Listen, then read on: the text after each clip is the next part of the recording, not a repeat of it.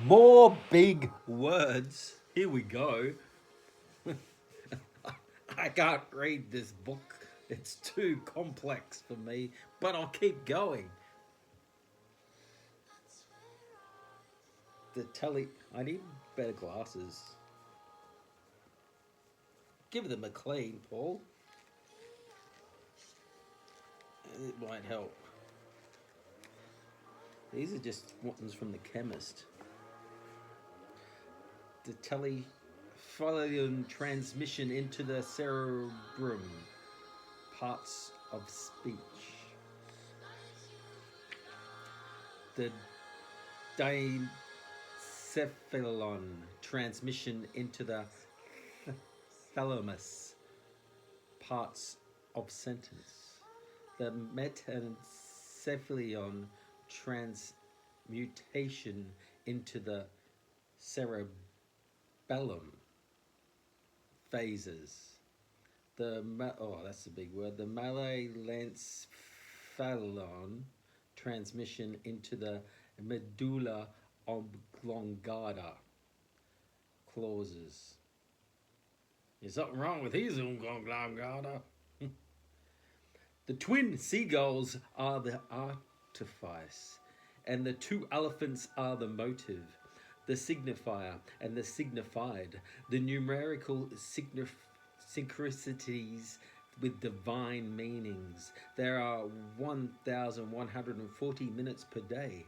The two symbolic wave functions, the symbol in conflict, with its dual purpose surface reflections, the resonance of the aqua regia royal water, the transformation of the beetles in the word, the passage of sacred columns of word, light as the phase one illumination of transcendence. Yield to the duo, the birth of the cult of the cactus boots. Seagull number one, the similarity, confession. Seagull number two, the contiguity, elucidation. Alpha number one, the fractal education, the personal unconscious.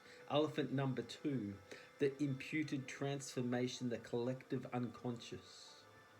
Two men with both twins, and two elephants, both savage, lower, paleolithic word hunter-gatherers with blackened eyes, peering into the books from the bowels of a 12,000-year-old beneficial cave, starting first with the violent trampling of Utsi, the Paleolithic Iceman's first poem, a hieroglyphical sub-nesting of phrases, the comorbid evolution of language, and tool-making transcribed by new human migratory patterns along the western plain.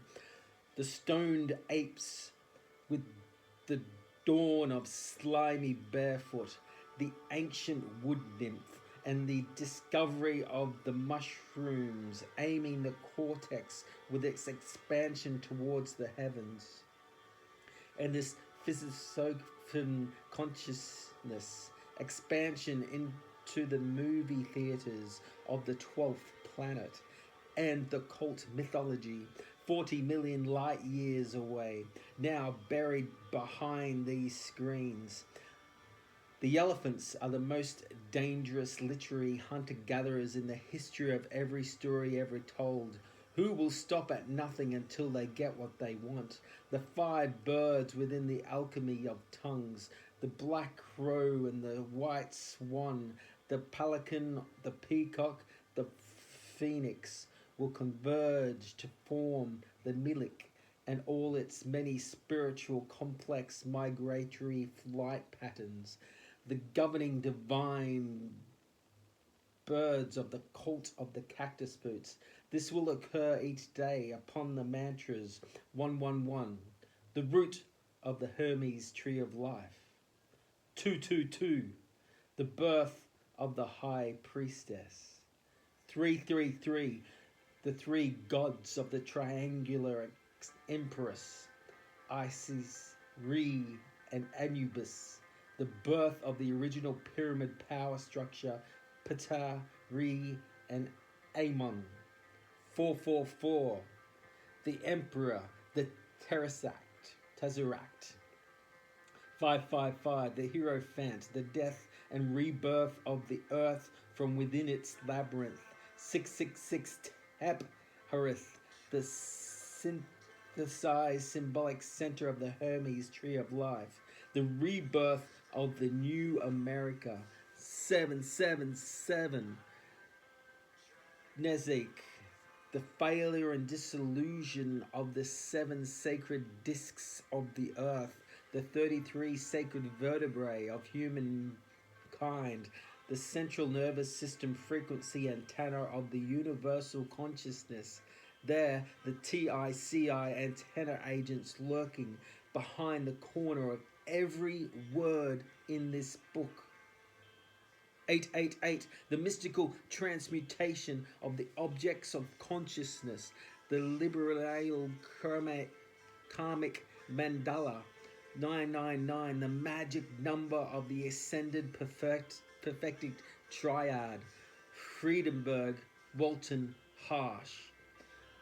The elevated threefold divine harmony, the ego, the self, the soul.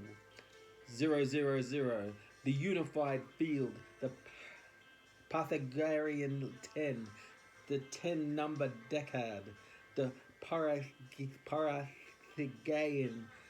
monad, God under the manifold division, the dyad, the tetrad, the pentad, the secret sign of this creation of the universe, the secret embodiment of the secret creation of the cactiverse, the unified minds of the readers combined. The words for the book rushed into my mind, pulsing through my body, then moving outwardly through my hands. My entire body now a high-frequency alien fiction antenna generator, operating at hundreds of hertz above normal human capacity, then moving inwardly from atop the organic pyramid, the raw materials of universe coursing through me all at once. Cosmic rays, dark matter, cosmic expansion, radiation, time dilations, neutrinos, baryonic matter, thermal, radiant, electrical, chemical potential, the kinetic energies, all the jubilant hasmostatic frequencies, a line, jumping ship with pierced ears and barreled bottom bricks, a house of iconic covalent bonds, morphologically, emanatically, threefold bindings playing out in unusual, complex, asymmetric, compound time structures of symphonic iridation. 3/8 simple triples, a 9/4 compound triples, and 18/8 compound quadruples of the generally complex 5/8, expressed in musical composition as the 3 primes, the triad primer, Johann Sebastian Bach, the well-tempered clavier. Book 1, Prelude and Fugue number 18 in G minor, played in 24/18, as Mercury expressed as mind, Johann Sebastian Bach, Variatio 28, 2 clav. From the Goldberg variations, played at 16/18, as salt expressed as matter, and Belter Vixture John Buktok, 6 dances in Bulgarian rhythm from Mikrotimus, played in 7/8, a sulfur expressed as soul. Thus, another page dropped out of the bottom of the Mercury box onto my desk, yet another predetermined parabolistic course of the infinite semiosis that prattles along its tired old course mutating from the word to the body, person, word, unified field. Another completed page of the book moves into the world, onto itself, the raw primal passage of energy to matter, the burdensome zoetic transcription dynamics activated in fast moving embryos, ravaged electric reproductive erotica, jailbirds and junkies playing chess, E4, E6, 9-4, D5, NC3, capital B, lower B4, E5, B6, A3, the television. War fields rage on while I slowly pulled my hands away from the organic friction generator to look down at the paper now before me to observe the semi-tragic speech myth of the dilated indexical sequence of signs. I stepped up and away from my desk with a mildly sore lower back as usual. The commonplace of lower lumbar irregularities and a hole boring through the bottom right sole of my wallabies, half briskly walking towards the next task, physically or mentally.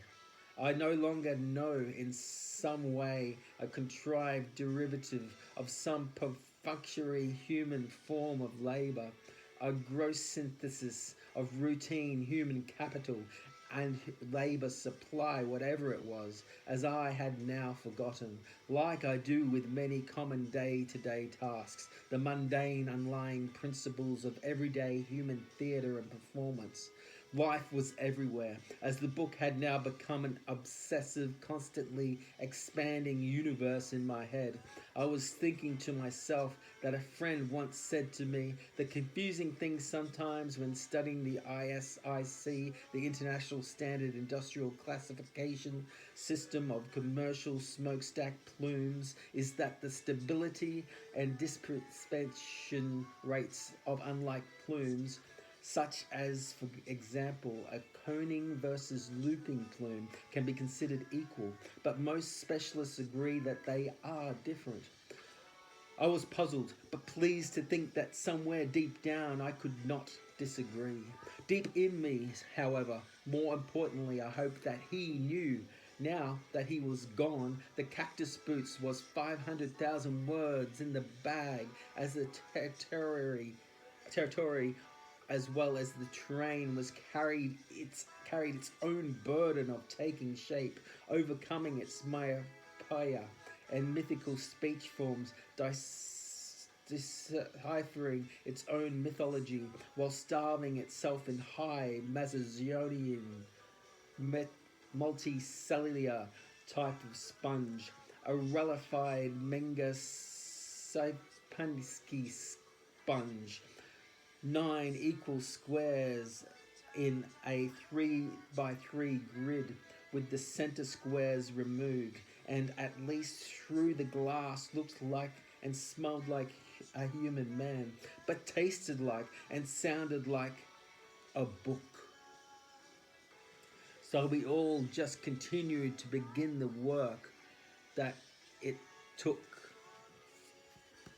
There's some really small words at the bottom of the page. I don't think I'm going to try and read it because I have no glasses. Oppenheimer and Einstein wrote in their groundbreaking essay, Relationships with Inhabitants of Celestial Bodies, the Santa myth deepens. You could buy the book and read that little writing. My friend who previously came to mind as I walk within the room regarding the theologic dialectic of ISIC was named Alma Altus Cohen. We were in the same cohort in graduate school. Cohen's emergent interest in the study of industrial smokestack plumes intensified when he began to find unanticipated statistically significant correlation overlaps between three domains. Number one, coning and looping plume dispersion structures. Number two, poetic dynaletical system theory. And number three, the tactical momentum algorithm and automated pylomorphic momentum predictive futures stock market modeling systems. Cohen began to observe unique fractal structures within the coning and looping plumes that poured out of the American smelter and refining company's ASARCO smokestack in Tacoma, Washington, prior to its demolition on January the 17th, 1993. He began identifying infinitely repeating complex Mandelbrot iteration fractals developing in the outer coning looping plumes extruded from the plume stack design parameters in Tacoma, which created perplexing plume ascension patterns yielded from aquatic recurrence equations expressed across the following uniquely combined variables: nonlinear plume rise, horizontal wind speed, heat immersion rates, plume buoyancy and momentum, cloudness, solar radiation, atmospheric pressure, meteorological stack design parameters, and calculated stack height. And combined plume characteristics create brilliantly Mandelbrot fractals with the cloning looping plumes. Cohen began to evaluate these geometric similarities and expression patterns modeled within 3D folded tau diffeomorphisms and analytical folded noodle maps, which allowed Cohen to transform nonlinear geometrically chaotic patterns into easy to evaluate probabilistic outcomes evaluated as predictable linear formats.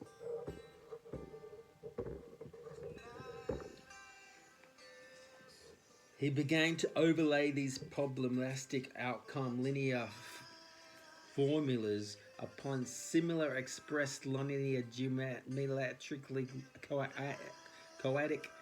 chaotic patterns seen economically within the stock market in the United States in the 1980s under the economic deluge of Reagan's trickle-down economics, which argued that income and capital gains tax breaks, as well as wide-reaching deregulation of America's largest corporations and the wealthy elite, would create a trickle-down economic growth, increasing general standards of living for individuals lower in the corporatocracy, with a new precision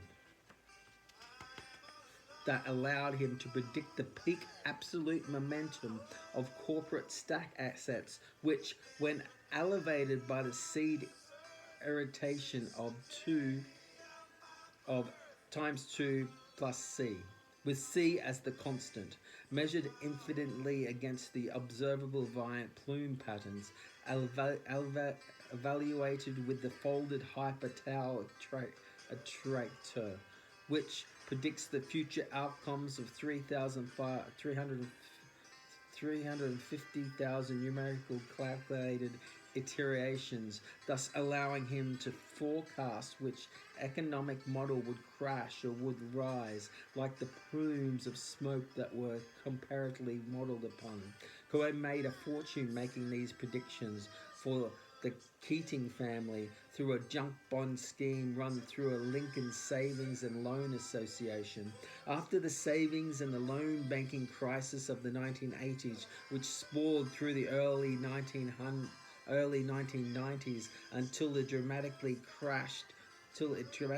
crashed along with the 8-second demolition of the ASARCO smokestack in Tacoma, Washington. Cohen's unusual fractal mapping smokestack plume probability telling crystal ball went dark.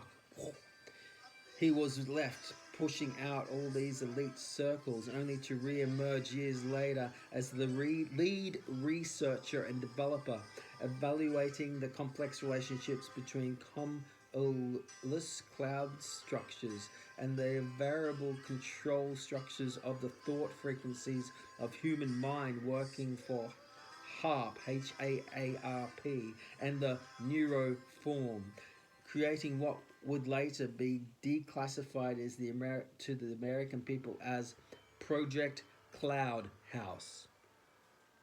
Once Cohen went off the grid working for Neuroform and the TICI, I never saw or spoke to my friend Elmer Altus Cohen again, as I feared what I knew he would one day do to our world. I took pause, progressing with verbal agility, the spry of gazelle I am, who works out by hopping usefully from planet to planet, always further exploring the imperial pursuits of his own creatively reimagined eternity.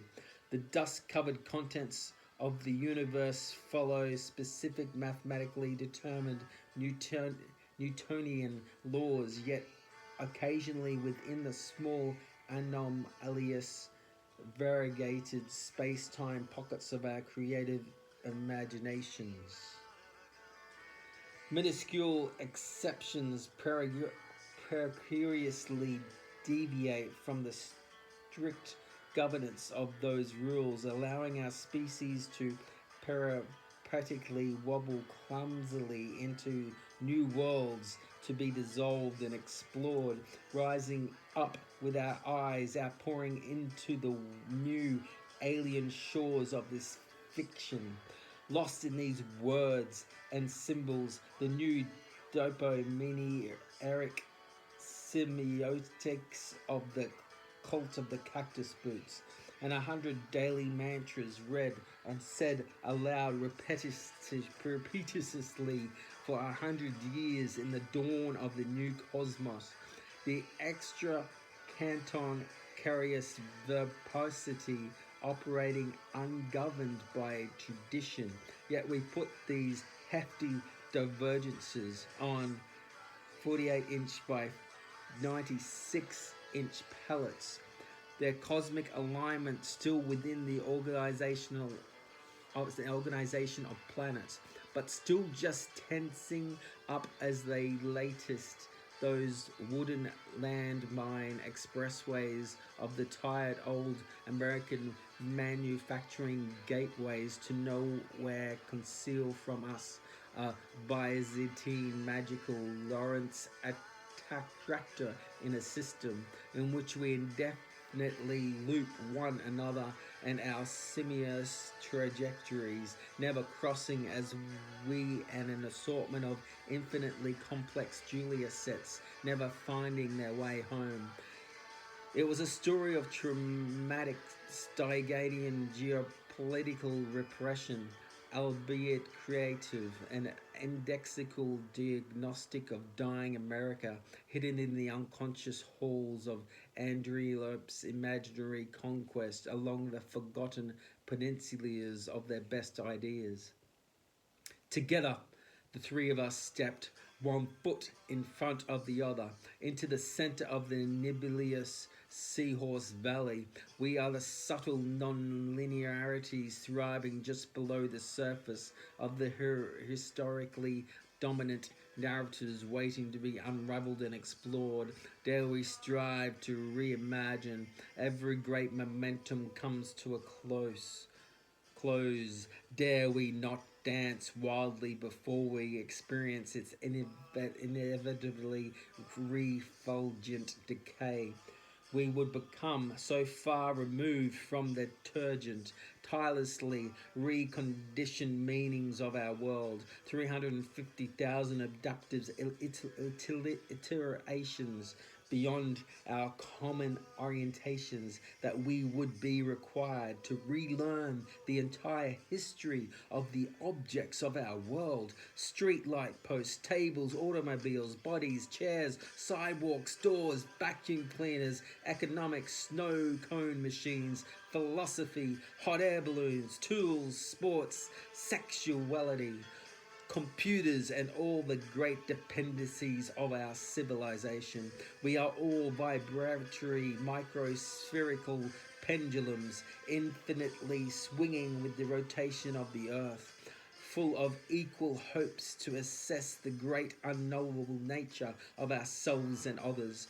So began the revolution, so began the new beginning, so began the exodus to a newly imagined, much less rose America. So began a new science, so began pataphysical experiment in new ideas, so began the new solution, so began the book.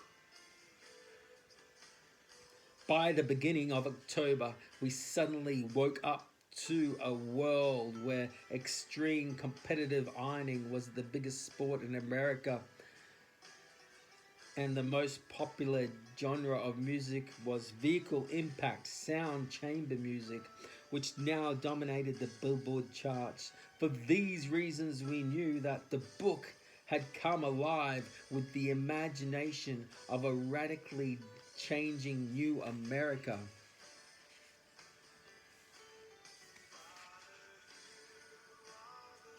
Whoa!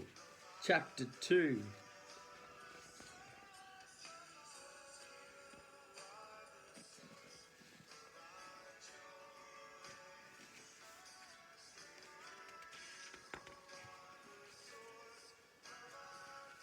The first stars appeared 400 million years ago.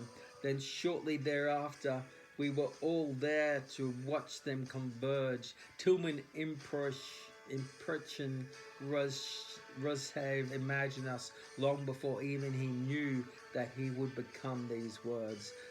Photophysics, a reimagined guide to the elemental particles of the not so familiar place called the here and now, is the house that we carried ourselves within.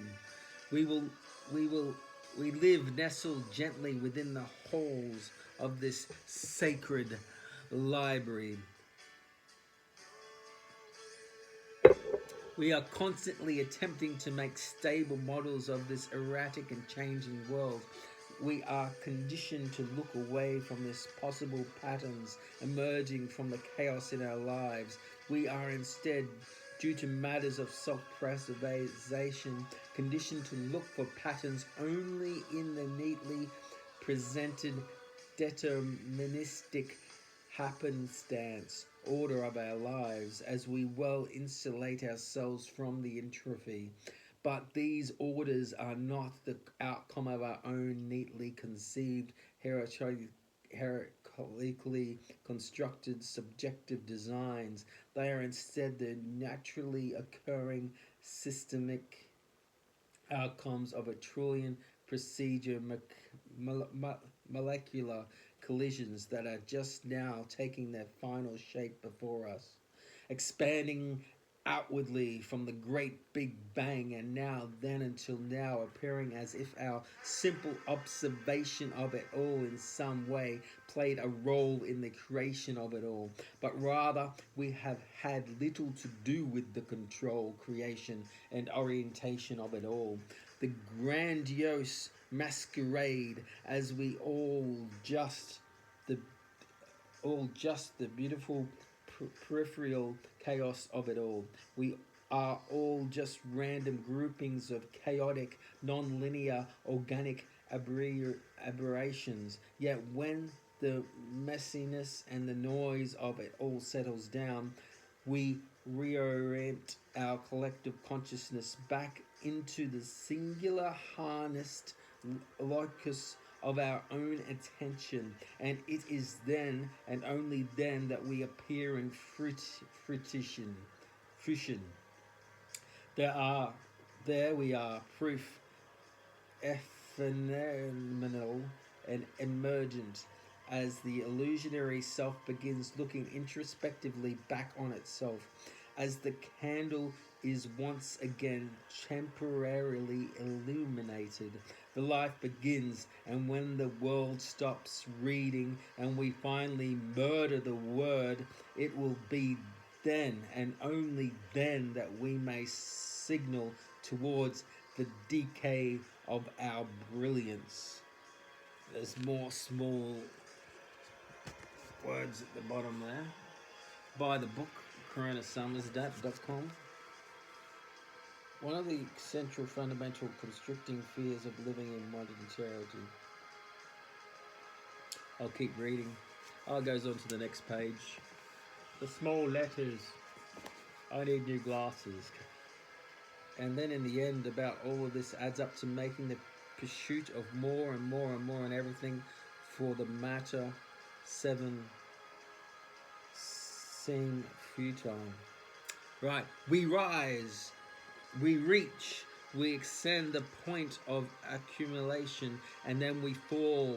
We rise, we reach, we extend the point of accumulation, and then we fall. And the most unsettling thing of it all is that we never seem to be able to stop, to make sense of it all, before it all suddenly and so tragically comes to an end. The inescapable wide-ranging, eternal, transparent hum of the cactiverse was now all around me. The newly erect, welcomingly transcendent zone of proximal development, a new spiritual high-frequency pedagogy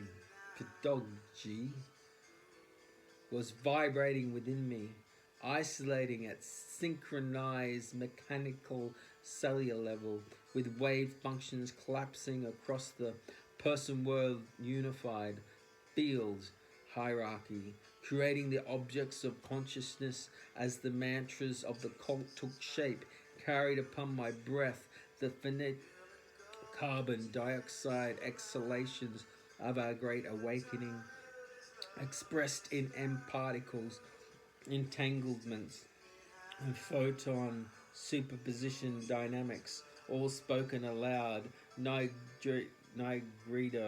albedo, citrintanus, and rubido, then spoken aloud again, summoning blood, phlegm, fire, earth, and purity.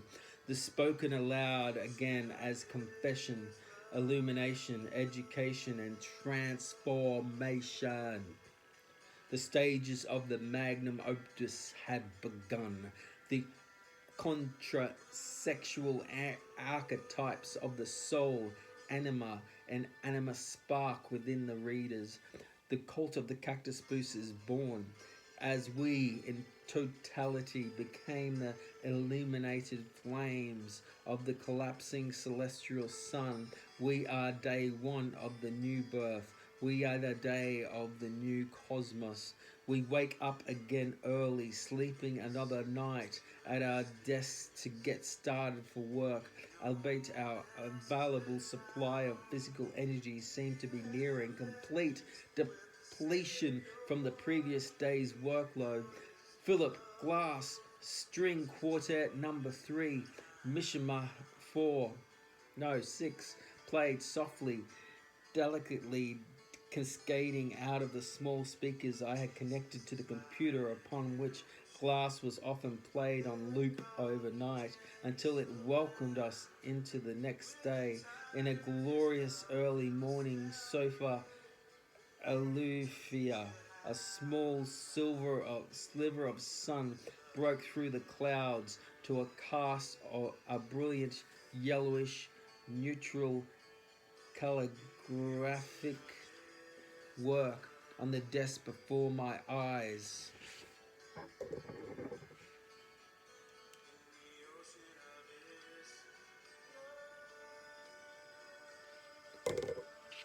Before my eyes, it was cast forward as a sidereal astrological high-speed distribution of well-received terrestrial transverse magnetic oscillations dancing in a macabre mutation of visible light into otherwise drab room play acting a ballet of soft subtly detectable alvenic motions and rarely experienced synchronized 11-year solar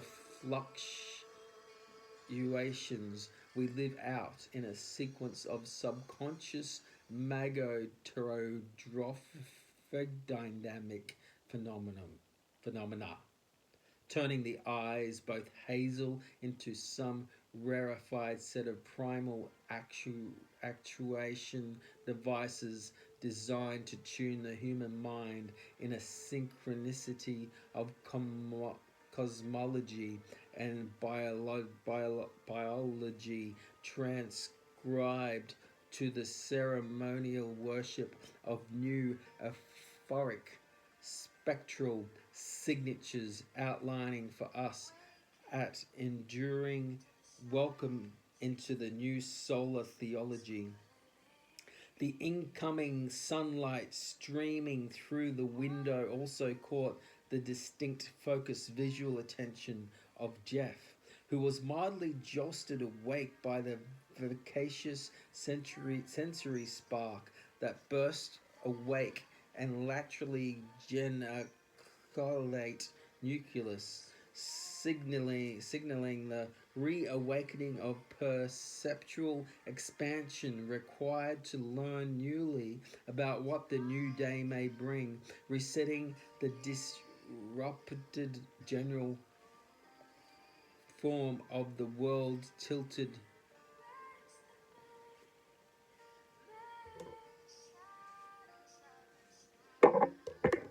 in the balance in the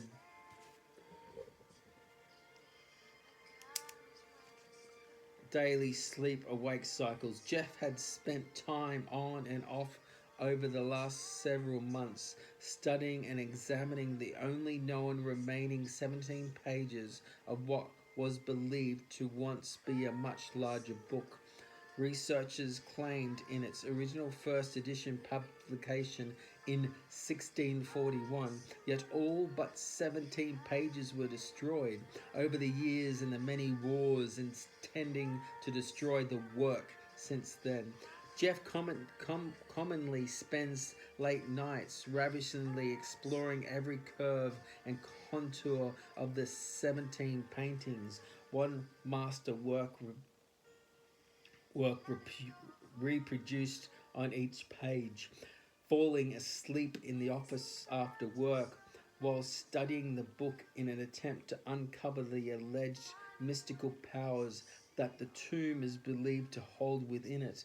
To this day, the contents of these presumed mystical powers still remain elusively beyond the grasp of his ever so diligent attempts to discover them. The book is a work of abstract visual art titled The Convergence of Multiple Origins, created by 17th century artist Gunther Albatross Plato. Jeff bought the book from a rare book dealer in New York City named Umberto Calvino Bianchi, who was the proprietor of a rare bookstore called the Language Department Store on Bleecker Street in Greenwich Village. This was years before the Great American World War, and Jeff paid a small fortune for these coveted 17 pages back when average people in America could still freely have general access to books. Jeff came up with his small fortune derived from a blackjack card counting scheme known as the High-Opt, one card counting system, while he was younger and attending the Art Institute of Pittsburgh, where he played the house for tens of thousands of dollars at the Big House Casino and horse racing track about 20 minutes outside of the city in a mix of techniques combining playing efficiency, betting correlation, side counts, and insurance correlation. There were two blackjack dealers in particular of whose decks he had an unexplainable knack of understanding the peculiarly timed numerical rhythm upon which he could target his unique energies that allowed him to subtly master his high opt one counting variations. Blackjack dealer number one was named Victor Pichymensky. Blackjack deal number two was named Olive Elizabeth Rendering. Pishkomsky and Rendering both had consistently dependable had at the blackjack table dealing storytelling inclinations which when Jeff could entice them to indulge, he could then better maintain his card correlation counts without being identified by the dealer. And more importantly, he would not dramatically signal the attention of the always hovering croupier, a stern security man who wore fuchsia-colored hats, the shape of the state of Utah, which was essentially a common square with its top right corner removed.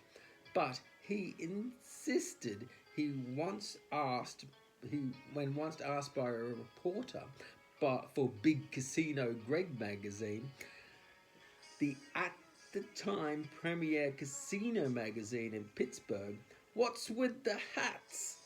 That my hats are shaped like the state of Utah because, like the state of Utah's motto, which is industry, I run casino security. Like an industry, commerce, trade, commodities, and exchange in this casino, like industry, I say we keep it safe, and we keep it fair. Now let 'em roll the dice.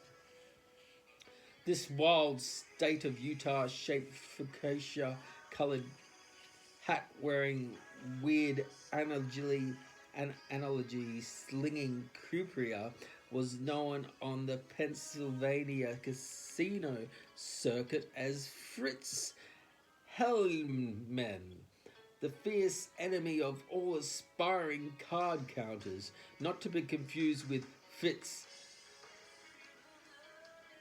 Hellman, who died in 1915, invented the dynamic sports fish and hunt rubber boat, a product oddly and unknowingly in that era called Big Walter Pants Paul, and allowed Dutch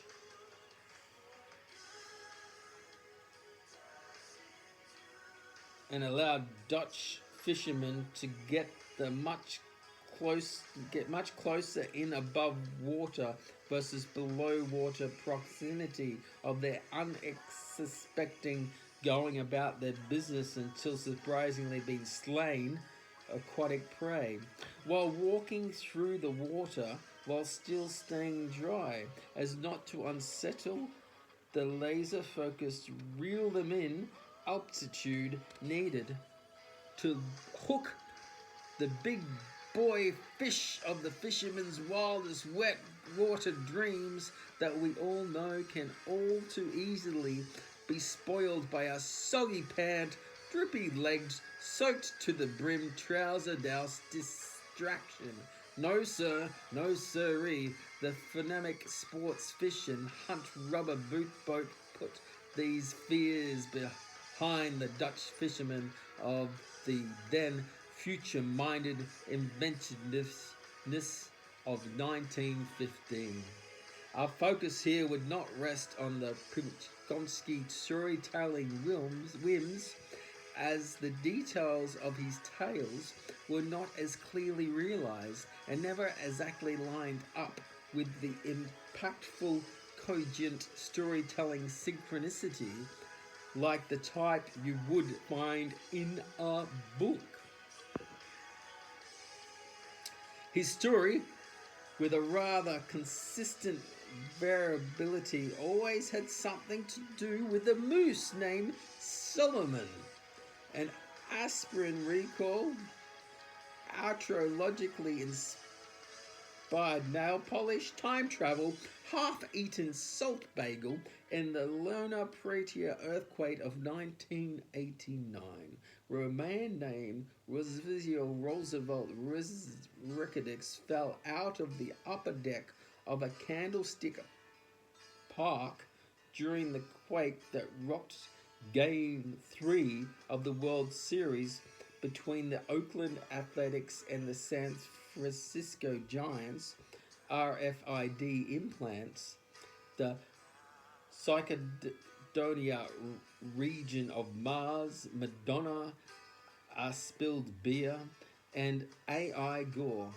But this was about rendering and what she always had to say.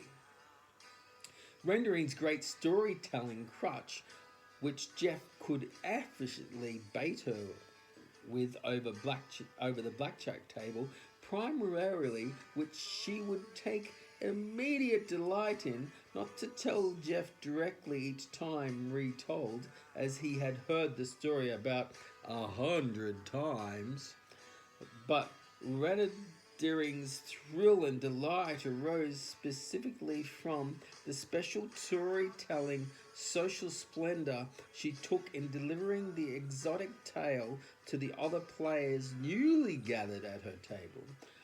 Always a new and a bizarre cast of characters rotating through every night, including drifters, gamblers, hookers, junkies, grifters, conmen, conspiracy theorists, losers, and dreamers from all over the country who would side up to the table blank-faced and ideally anonymous, looking to run the house with their street-hardened, smarter-than-thou, back-alley ingenuity, looking to hit it big to make life in some way more manageable that is only derived from access to the great big American dollar, the Novus Ordo Seclorum, the singular pathway to upward economic mobility as advertised path to happiness under contract, the promise of the great unspoiled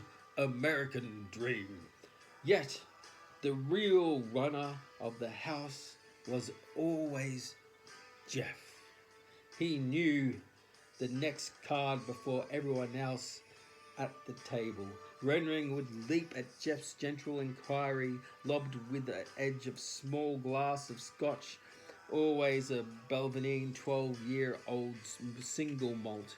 He would look up to imply, "Hey, I'll tell these people about your Uncle Wayne, wild Uncle Wayne, the one and only Uncle Wayne."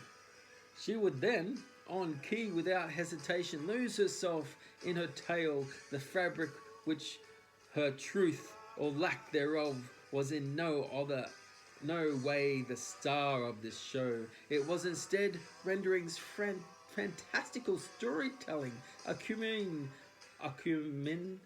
that was always the hidden star of this show.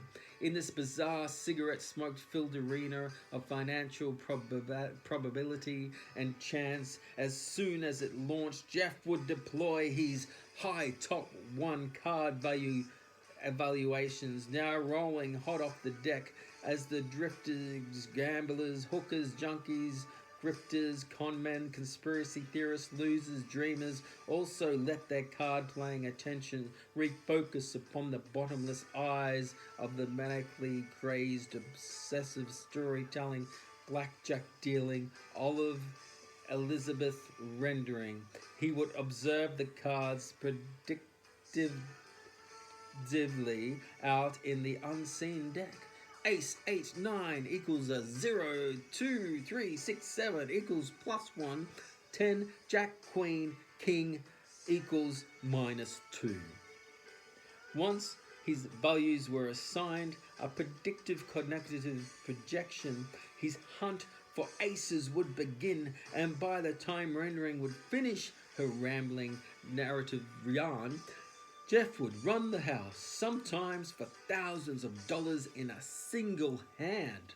Rendering would start off with the observable high energy, evenly paced verbal vibrato to the usual half interested, half listening table of mostly drunk, mostly broken hearted, mostly looking for a fast track, no strings attached, backdoor unpaved ute to the American dream, and mostly lonely gamblers gathered in a generally melancholy half moon a round table would slowly tune in until they were captivated by the intoxicating, culturally mimetic type of storytelling oration you could only come across in small, dark, and seedy casino in anywhere America. And here she began.